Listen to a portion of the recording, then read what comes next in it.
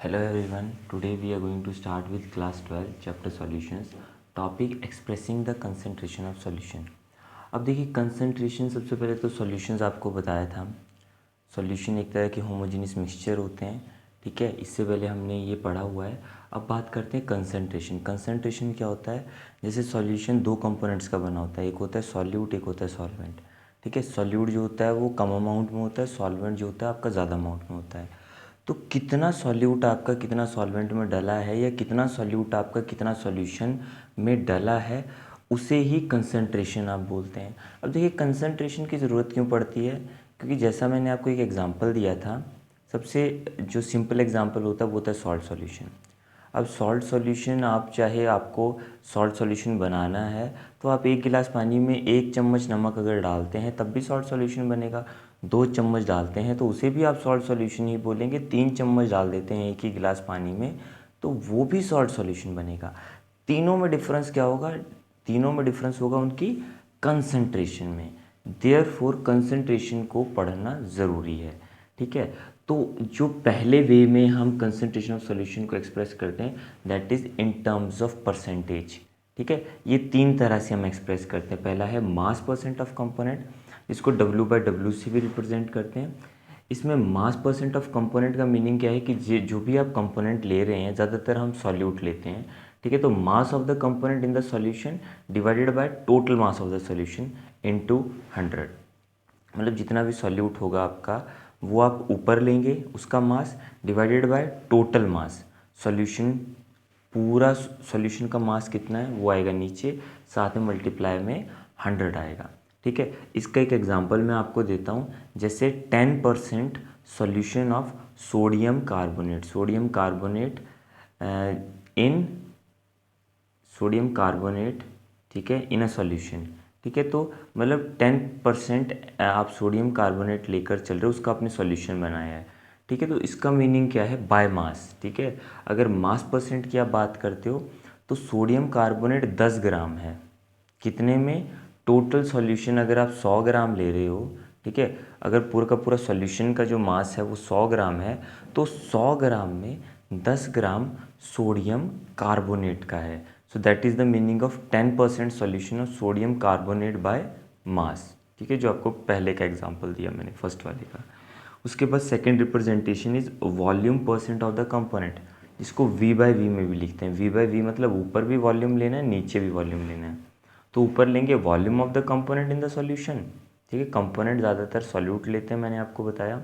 नीचे total volume, मतलब ऊपर आपने कितना वॉल्यूम डाला सॉल्यूट का वो आपने रखना है, नीचे टोटल वॉल्यूम कि पूरे के पूरे जो आपका सॉल्यूशन है उसकी वॉल्यूम क्या है, मल्टीप्लाई में 100, ठीक है। इसका एग्जांपल आपको दे देते हैं। जैसे 10%, ठीक है। अब वॉल्यूम बाय वॉल्यूम मतलब दोनों ही लिक्विड में होने चाहिए। तो एक ले लेता हूँ मैं इथाइल अल्कोहल और एक ले लेता हूँ मैं वाटर, ठीक है। तो लिक्विड इन लिक्विड मिक्सचर बोल सकते हो, लिक्विड इन लिक्विड सॉल्यूशन हो गया। तो 10% solution of ethyl alcohol in water, ठीक है। तो ये क्या चीज़ हो गया, ये आपका जो है 10% इथाइल अल्कोहल सॉल्यूशन जो है आपका, ये है it is the represent of volume percent. इसका मीनिंग क्या है कि 10 सेंटीमीटर क्यूब, ठीक है। जब मास आप लिखते हैं तो मास को ग्राम में लेते हैं, यहाँ वॉल्यूम ले रहे हैं तो वॉल्यूम लेना है सेंटीमीटर क्यूब में। सो 10 सेंटीमीटर क्यूब इथाइल अल्कोहल है आपके। पूरा इथाइल अल्कोहल प्लस वाटर का जो आपने सॉल्यूशन बनाया है ना, अगर उस सॉल्यूशन का आप 100 सेंटीमीटर क्यूब लें, ठीक है, centimetre cube is the unit of volume. अगर 100 सेंटीमीटर क्यूब आप सॉल्यूशन का ले रहे हैं तो उस सॉल्यूशन में जो है 10 सेंटीमीटर क्यूब जो है वो है इथाइल अल्कोहल का। तो वॉल्यूम बाय वॉल्यूम, ये एग्जांपल हो गया आपका सेकंड वाले का। अब थर्ड वाले पे आ जाइए आप, mass by volume percent of a component. Mass के लिए W यूज़ कर रहे हैं देखिए हम, ठीक है। और वॉल्यूम अपॉन में वॉल्यूम है तो वॉल्यूम के लिए V यूज़ कर रहे हैं। अब इसमें कुछ नहीं है कि ऊपर जो कंपोनेंट आप लेंगे या सॉल्यूट लेंगे उसको आप लेके चलें, आप मास में ले लीजिए, ठीक है, उसको ग्राम में लेके चलें आप। और नीचे जो टोटल वॉल्यूम ले रहे हैं सॉल्यूशन का वो वॉल्यूम है तो उसको सेंटीमीटर क्यूब में लेके चलें आप, ठीक है, इनटू 100। तो इसमें भी आपका क्या एग्जांपल आप लेकर चल सकते हैं, सेम जो फर्स्ट में लिया था। फर्स्ट में एग्जांपल था 10% solution of sodium carbonate by mass, ठीक है। यहाँ पर क्या है, यहाँ पर लेंगे आप 10% solution of sodium carbonate by volume. ठीक है, तो इसका मीनिंग क्या होता है, इसका मीनिंग ये होता है कि यहाँ पर 10% जो है दैट इज़ मीन्स कि 10 ग्राम आपका 100 सेंटीमीटर क्यूब का जो सॉल्यूशन बनाया है आपने सोडियम कार्बोनेट का, उस पूरे सॉल्यूशन में अगर उसकी वॉल्यूम आप 100 सेंटीमीटर क्यूब लेते हो तो 100 सेंटीमीटर क्यूब में 10 ग्राम जो है वो सोडियम कार्बोनेट का है। तो इस तरह से आप रिप्रेजेंट करते हैं कंसंट्रेशन ऑफ सॉल्यूशन। इसके और भी वेज हैं आगे रिप्रेजेंट करने के, जो मैं अभी आपको नेक्स्ट बताऊंगा। सो यहाँ पर जो नेक्स्ट टॉपिक है आपका वो है स्ट्रेंथ। ठीक है, जैसे सॉल्यूशन को पहले पार्ट में आपने in terms of percentage express किया था, वैसे ही स्ट्रेंथ भी एक और वे है of the expression of concentration of solution की। सॉल्यूशन को आप ऐसे भी रिप्रेजेंट करके चल सकते हैं। तो स्ट्रेंथ होता है क्या, पहले समझते हैं। देखिए, strength of a solution is defined as the amount of solute in gram present in 1 litre of the solution. अब यहाँ पे स्पेसिफिकली हम बोल रहे हैं कि सॉल्यूट का अमाउंट लेना है ग्राम में, और नीचे जो सॉल्यूशन लेना है आपको वो 1 लीटर सॉल्यूशन में। मतलब 1 लीटर सॉल्यूशन में कितना ग्राम जो है सॉल्यूट डला हुआ है। यानी एग्जांपल लिया जाए तो जैसे NaCl ले लेते हैं। ठीक है, NaCl का सॉल्यूशन आपने बनाया, ठीक है, तो 1 लीटर, ठीक है, सॉल्ट वाटर 1 लीटर आपने लिया। उस 1 लीटर पानी में कितना नमक घुला हुआ है ग्राम्स में, that will give you the value of strength of that solution. ठीक है, सो स्ट्रेंथ ऑफ दैट सॉल्यूशन की स्ट्रेंथ को निकालने का फॉर्मूला है, मास लेना है सॉल्यूट का ऊपर ग्राम में, और नीचे वॉल्यूम लेना है सॉल्यूशन का लीटर्स में, तो आपको स्ट्रेंथ मिल जाएगा। अब यहाँ से इसकी अगर आप यूनिट निकालने जाएंगे तो देखिए, मास ले रहे हो आप ग्राम में, नीचे वॉल्यूम ले रहे हो आप लीटर में, तो ग्राम पर लीटर भी इसको आप बोल सकते हो, या gram litre inverse is the unit of strength. या फिर देखिए, लीटर को हम कई बार डेसीमीटर क्यूब भी लिखते हैं। ठीक है, 1 लीटर में 1 डेसीमीटर क्यूब होता है। ठीक है, तो आप ग्राम पर डेसीमीटर क्यूब भी लिख सकते हैं। ठीक है, जैसे अब एक एग्जांपल देख लीजिए, जैसे solution of sulphuric acid having 4.9 grams of it dissolved in 500 centimetre cube of solution. मतलब सल्फ्यूरिक एसिड आपको दिया हुआ है जिसमें 4.9 ग्राम सल्फ्यूरिक एसिड का डिजॉल्व है 500 सेंटीमीटर क्यूब सॉल्यूशन में। आपको स्ट्रेंथ निकालना है। स्ट्रेंथ निकालने के लिए आपको नीचे वॉल्यूम लेनी है, बट वॉल्यूम होनी चाहिए लीटर में। यहाँ दी हुई है वॉल्यूम सेंटीमीटर क्यूब में, तो पहले तो हम सेंटीमीटर क्यूब को लीटर में चेंज कर लेते हैं। देखिए, हम छोटी क्लासेस में हमने पढ़ा होता है कि 1 लीटर में 1000 सेंटीमीटर क्यूब आते हैं। ठीक है, तो यानी 1 सेंटीमीटर क्यूब में कितने लीटर्स आएंगे, तो 1000 इधर चला जाएगा डिवाइड में, तो 1 सेंटीमीटर क्यूब में 1/1000 लीटर आ गए। तो 500 सेंटीमीटर क्यूब में कितना लीटर बनेगा, देखिए 500 सेंटीमीटर क्यूब में बनेगा 500 अपॉन में 1000 लीटर, दैट इज़ 0.5 लीटर। ठीक है, ये जस्ट यूनिटरी मेथड लगाया है, वो मैंने आपको last to last I think इससे पहले सिखा रखा है कि how to apply the unitary method. ठीक है, फिर स्ट्रेंथ निकालने के लिए क्या किया, ऊपर तो आपने सॉल्यूट लिया है ग्राम्स में, तो ऊपर लिया 4.9 ग्राम, नीचे जो है वॉल्यूम लिखनी है, बट लिखनी है लीटर में, तो लिया मैंने 0.5 लीटर। इसको सॉल्व करके आपका बन गया 9.8 gram per litre. So 9.8 gram per litre is the strength of that sulphuric acid.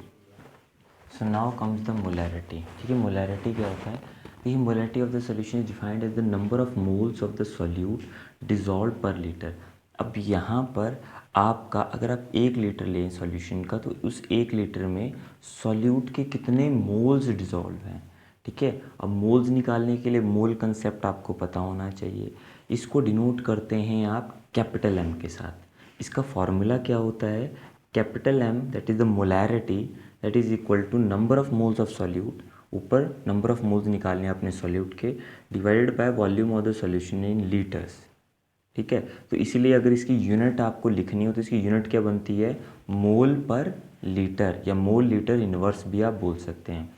अब यहाँ पे नंबर ऑफ मोल्स किस तरह से निकालेंगे आप सॉल्यूट के, तो number of moles of solute निकालने के लिए जितना भी मास दिया होगा, मास ऑफ द सॉल्यूट, वो आपको ऊपर लेना है, divided by molar mass of the solute. Molar mass means उसका मॉलिक्यूलर मास कितना है उस सॉल्यूट का। ठीक है, तो अब यहाँ पर आपको फॉर्मूला बताया गया है तो इस तरह से आप कैपिटल एम को निकालते हैं। अगर आपको स्ट्रेंथ दिया हो, स्ट्रेंथ की टर्म्स में आपको निकालना हो, तो फॉर्मूला थोड़ा सा चेंज हो जाएगा। स्ट्रेंथ की टर्म्स में आप क्या लिखेंगे, capital M is equal to strength in gram per litre. ठीक है, स्ट्रेंथ आप लेंगे ग्राम पर लीटर में, आपको पता है इससे पहले स्ट्रेंथ ही बताया था, divided by molar mass of the solute. उसको डिवाइडेड कर देंगे आप molar mass of the solute से। ठीक है, तो ये आपका मोलैरिटी आ जाएगी इन टर्म्स ऑफ स्ट्रेंथ, यानी स्ट्रेंथ दी हो वहाँ से निकालनी हो। तो यहाँ तक कोई डाउट नहीं है। अब देखिए, अब मैं आपको एक प्रॉब्लम देने वाला हूँ, यानी एक क्वेश्चन के साथ, एग्जाम्पल के साथ स्टार्ट करेंगे। ये एग्जाम्पल वही है आपका जो मैंने आपको स्ट्रेंथ में भी दिया था लास्ट। ठीक है, क्वेश्चन सेम है, क्या है, a solution of sulphuric acid having 4.9 grams of it dissolved in 500 centimetre cube of solution. यानी गिवन मास कितना है सॉल्यूट का, 4.9 ग्राम, वॉल्यूम कितनी दी हुई है सॉल्यूशन की, 500 सेंटीमीटर क्यूब। तो आपको क्या निकालना है, आपको मोलैरिटी निकालना है। अब मोलैरिटी निकालने के लिए मैं ये फॉर्मूला लगा रहा हूँ। इस फॉर्मूले में मुझे चाहिए number of moles of solute ऊपर, तो नंबर ऑफ़ मोल सॉल्यूट मैं निकाल रहा हूँ उस फॉर्मूले से। उसमें number of moles of solute निकालने के लिए मास लेना है सॉल्यूट का ऊपर। मास कितना दिया है, 4.9 ग्राम, ये मैंने लिख दिया 4.9, divided by molar mass of the solute. अब सॉल्यूट क्या है, सॉल्यूट तो सल्फ्यूरिक एसिड है जिसका मॉलिक्यूलर फार्मूला होता है H2SO4। तो मैं H2SO4 का सबसे पहले तो मैं मॉलिक्यूलर फार्मूले से इसका मॉलिक्यूलर मास निकाल रहा हूँ, वो देखिए जिसको मोलर मास बोलते हैं, वो देखिए। तो 1 × 2 + 32, ठीक है, सल्फ़र का हो गया 32 प्लस ऑक्सीजन का 64 × 4, क्योंकि 4 ऑक्सीजन के आइटम हैं, 2 हाइड्रोजन के हैं, तो ऐड किया 2 + 32 + 64 98 आ गया। तो यानी ये 98 ग्राम इक्विवेलेंट में लिखते हैं हम इसे। ठीक है, तभी इसको हम मोलर मास बोलते हैं। ठीक है, तो 98 ग्राम्स। तो ये देखिए 4.9 डिवाइडेड बाय 98, वो आ गया आपके number of moles of solute, जो कि मैंने यहाँ ऊपर लिख दिया। इसके डिवाइडेड बाय नीचे क्या लिखना है, नीचे लेना है volume of solution in litre. ठीक है, तो वॉल्यूम है 500 सेंटीमीटर क्यूब। ठीक है, इससे पहले भी तो हमने जो न्यूमेरिकल किया था स्ट्रेंथ वाला, उसमें भी तो सेम वॉल्यूम थी। इस वॉल्यूम को फिर हमने लीटर्स में चेंज किया था, तो कितना बना था हमारा, 0.5 लीटर बना था, वो वहाँ पर भी आप देख सकते हैं। तो वॉल्यूम लिख ली मैंने लीटर में। इसको जब मैंने सॉल्व किया तो मेरे पास आंसर आ गया 0.1 मोल पर लीटर। 0.1 मोल पर लीटर आंसर आ गया। अब यही सेम क्वेश्चन क्या मैं स्ट्रेंथ के फॉर्मूले से निकाल सकता हूँ, बिल्कुल निकाल सकता हूँ, बट इसके लिए मुझे स्ट्रेंथ निकालनी पड़ेगी। बट मैंने स्ट्रेंथ निकाली नहीं है। मैं जो पिछले वाला आपको जब स्ट्रेंथ समझाया था तो सेम ही एग्जांपल लिया था, तो वहाँ पर जो मैंने स्ट्रेंथ निकाली थी वो थी 9.8 ग्राम पर लीटर, तो उसको मैं डायरेक्टली यूज़ कर रहा हूँ यहाँ पे। ठीक है, 9.8 ग्राम पर लीटर को डायरेक्टली मैं 9.8 स्ट्रेंथ यूज़ कर रहा हूँ। डिवाइडेड बाय, डिवाइड किससे करना है, मोलर मास से, और मोलर मास अभी भी हमने निकाला है, दैट इज़ 98 ग्राम पर मोल। तो देखिए 98 मैंने डिवाइड में लगा दिया, सो 9.8 divided by 98 will again give you the value of 0.1 मोल पर लीटर। तो मतलब इस न्यूमेरिकल को कैसे भी करें आप, आपका आंसर तो सेम ही आएगा, चाहे इस फॉर्मूले से निकालिए चाहे इस फॉर्मूले से निकालिए। ठीक है, बट इससे पहले स्ट्रेंथ वाला अगर समझ नहीं आया तो उसको एक बार दोबारा से देख लीजिए, क्योंकि तभी आपको ये चीज़ समझ आएगी, क्योंकि कुछ चीज़ें हमने उस वाले न्यूमेरिकल की इसमें डायरेक्टली यूज़ कर ली हैं। अब फोर्थ टाइप पे चलते हैं हम, नॉर्मेलिटी। अब नॉर्मेलिटी क्या होता है, normality of a solution is defined as number of gram equivalents of the solute dissolve per litre of a given solution. ठीक है, it is denoted by capital N. अब पिछला आपने पढ़ा था मोलैरिटी, ये आपने पढ़ा नॉर्मेलिटी। दोनों में डिफरेंस क्या है कि मोलैरिटी स्टार्ट होता है MOL से, तो उसमें नंबर ऑफ मोल्स लेते हैं, नीचे क्या लेते हैं, सॉल्यूशन 1 लीटर। ठीक है, यहाँ भी वही चीज़ है, यहाँ नॉर्मेलिटी है तो ऊपर नंबर ऑफ ग्राम इक्विवेलेंट लेते हैं, वहाँ पे मोल्स लेते थे, यहाँ ग्राम इक्विवेलेंट लेते हैं, नीचे वॉल्यूम ऑफ सॉल्यूशन लीटर। ठीक है, थोड़ा थोड़ा फार्मूला मैचिंग है, बस ऊपर वाले न्यूमरेटर दोनों के अलग हैं। जैसे उसमें ऊपर नंबर ऑफ़ मोल्स निकालने का अलग फार्मूला होता था, यहाँ भी आपका नंबर ऑफ़ ग्राम इक्विवेलेंट निकालने का अलग फार्मूला है। ठीक है, नंबर ऑफ़ ग्राम इक्विवेलेंट कैसे निकालते हैं, कुछ कुछ वैसे ही निकालते हैं जैसे नंबर ऑफ़ मोल्स आपके निकालते हैं। ऊपर तो मास आता है सॉल्यूट का, नीचे इक्विवेलेंट मास आता है। और वहाँ पे मोलैरिटी में जब हम नंबर ऑफ़ मोल्स निकालते थे तो वहाँ भी मास आता था सॉल्यूट का ऊपर, बट नीचे क्या आता था, वहाँ पे नीचे मोलर मास आता था, यहाँ पर इक्विवेलेंट मास आता है। ये डिफरेंस है दोनों में। अच्छा, वहाँ पर भी आप जो मोलर मास था उसको भी आप निकालते थे, जो भी आपका सॉल्यूट का मॉलिक्यूलर फार्मूला होता था उसमें आप उसमें से सॉल्व करके निकालते थे। वैसे ही यहाँ भी इक्विवेलेंट मास निकालने का एक और फार्मूला है, तो ये आप बोल सकते हो इट्स अ 3 स्टेप फार्मूला। ठीक है, तो इक्विवेलेंट मास निकालना है तो इक्विवेलेंट मास एलिमेंट का निकालोगे तो अलग आता है, एसिड का निकालोगे अलग आता है, बेस का निकालोगे अलग आता है।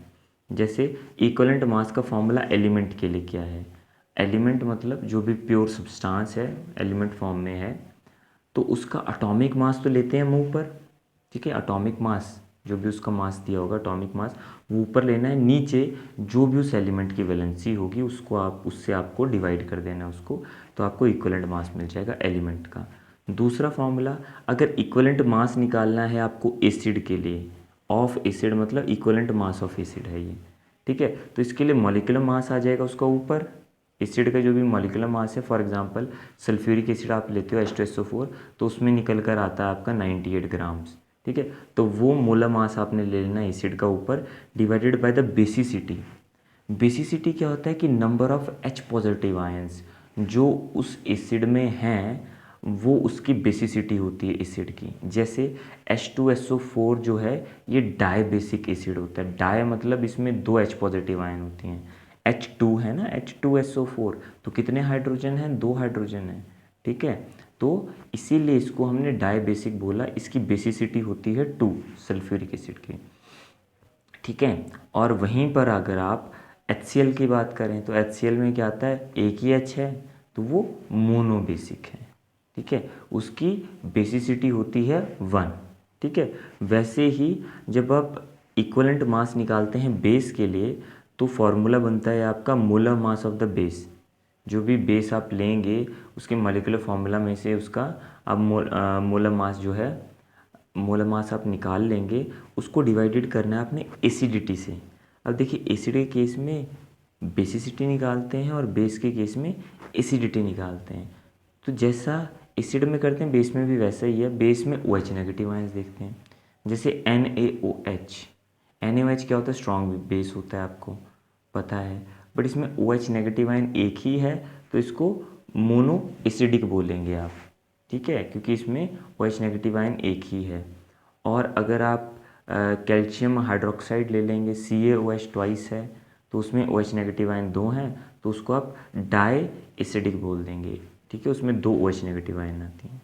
ठीक है, तो ऐसे सबसे पहले इक्विवेलेंट मास निकालना है, फिर उस इक्विवेलेंट मास को यहाँ पर रख कर आपने नंबर ऑफ़ ग्राम इक्विवेलेंट निकालने, फिर नंबर ऑफ़ ग्राम इक्विवेलेंट को यहाँ पर रखना है आपने, उसको वॉल्यूम से डिवाइड करके, फिर आपकी नॉर्मेलिटी आएगी। तो ये 3 स्टेप फॉर्मूला है, 3 स्टेप, 3 स्टेप्स करने पड़ेंगे आपको, 1 स्टेप, 2 स्टेप, 3 स्टेप। ठीक है, अब जैसे कि आपने पीछे मोलैरिटी को स्ट्रेंथ की टर्म में पढ़ा था, वैसे नॉर्मेलिटी का भी स्ट्रेंथ की टर्म में एक फार्मूला होता है, that normality is equal to strength in gram per litre. Strength आपको पता है ग्राम पर लीटर में हम लिखते हैं, divided by equivalent mass of solute. Solute का इक्विवेलेंट मास आपने निकालना है, फिर इक्विवेलेंट मास तो आपको पता ही है, फार्मूले बता रखे हैं आपको सारे। ठीक है, तो ये तो आपको एक आइडिया दिया कि नॉर्मेलिटी क्या है और किस तरह से निकलता है। ठीक है, अब आपको इसके ऊपर कुछ मैं न्यूमेरिकल्स बताता हूँ, उन न्यूमेरिकल्स को आप प्रैक्टिस करेंगे तो आपको मोलैरिटी नॉर्मेलिटी के कंसेप्ट में कोई डाउट ही नहीं रहेगा। Okay, so next we are going to practise some numericals based. So now let us do some numerical problems based on molarity and normality. ठीक है, तो अब न्यूमेरिकल प्रॉब्लम स्टार्ट करते हैं मोलैरिटी और नॉर्मेलिटी पे, ताकि डिफरेंस भी हमें समझ में आ जाएगा। ठीक है, तो देखिए, calculate the molarity and normality of a solution containing 0.5 gram of NaOH dissolved in 500 centimetre cube. ठीक है, तो मतलब आपको NaOH कितना दिया हुआ है, 0.5 ग्राम्स दिया हुआ है, मतलब ये सॉल्यूट है आपका NaOH। ठीक है, और उसको किस में डिज़ोल्व कर रखा है, 500 सेंटीमीटर क्यूब सॉल्यूशन में। तो सॉल्यूशन की वॉल्यूम दे रखी है, सॉल्यूट ग्राम्स में दे रखा है, उसका मास दे रखा है। तो पहले निकाल लेते हैं मोलैरिटी। तो कैलकुलेशन ऑफ मोलैरिटी किस तरह से करते हैं, पहले लिख दिया मास दे रखा है NaOH का डिज़ोल्व 0.5 ग्राम, वॉल्यूम दे रखा है सॉल्यूशन का 500 सेंटीमीटर क्यूब। आपको पता है कि वॉल्यूम हम लेते हैं लीटर्स में नीचे, और ऊपर नंबर ऑफ़ मोल्स लेते हैं सॉल्यूट के। तो वॉल्यूम को साथ के साथ मैंने लीटर में चेंज कर लिया, 0.5 लीटर हो गया। ठीक है, अब मोलर मास NaOH का निकालना पड़ेगा। क्यों? क्योंकि नंबर ऑफ़ मोल्स निकालने के लिए मुझे मोलर मास की ज़रूरत है। तो मोलर मास NaOH का किस तरह से निकालते हैं? देखिए, सोडियम का होता है 23, ऑक्सीजन का होता है 16 और हाइड्रोजन का होता है 1। ऐड कीजिए 40 ग्राम पर मोल। ठीक है, मतलब एक मोल में, एक मोल ऑफ NaOH में 40 ग्राम होते हैं। ठीक है, वहीं पे अब मोल्स निकालने NaOH के, तो मोल्स, नंबर ऑफ मोल्स निकालने के लिए क्या करते हैं हम, जो भी मास ऑफ द सॉल्यूट है कितना है, 0.5 ग्राम है, वो लिखा मैंने ऊपर, डिवाइडेड बाय नीचे मोलर मास या मॉलिक्यूलर मास लेते हैं, रख के डिवाइड करके 0.0125 मोल आ गए। अब इतना निकालने के बाद फिर हम मोलैरिटी का फॉर्मूला लगा देते हैं। मोलैरिटी का फॉर्मूला होता है, ऊपर आते हैं number of moles of solute divided by volume of solution in litre. तो ऊपर नंबर ऑफ मोल्स लिए आपने, ठीक है, सॉल्यूट के, ये अभी हमने निकाले हुए हैं, और नीचे वॉल्यूम लेना है सॉल्यूशन का लीटर में, जो कि हमने निकाला है 0.5, दोनों को डिवाइड किया 0.025 मोल पर लीटर आ गया, जिसको आप कैपिटल M भी बोल सकते हो। 0.025 कैपिटल M मोलैरिटी को ही शो करता है। ठीक है, वैसे ही नॉर्मेलिटी निकालना हो तो, अब नॉर्मेलिटी 3 स्टेप फॉर्मूला होता है, आपको बताया था कि नॉर्मेलिटी में आपका फॉर्मूला होता है number of gram equivalents divided by the number of gram equivalents divided by, आप वहाँ पे डिवाइड करते हैं volume of solution in litre के साथ।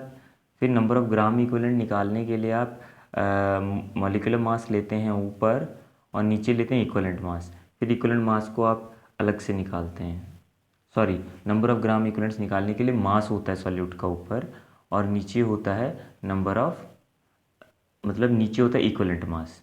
ठीक है, फिर इक्विवेलेंट मास को अलग से आप निकालते हैं।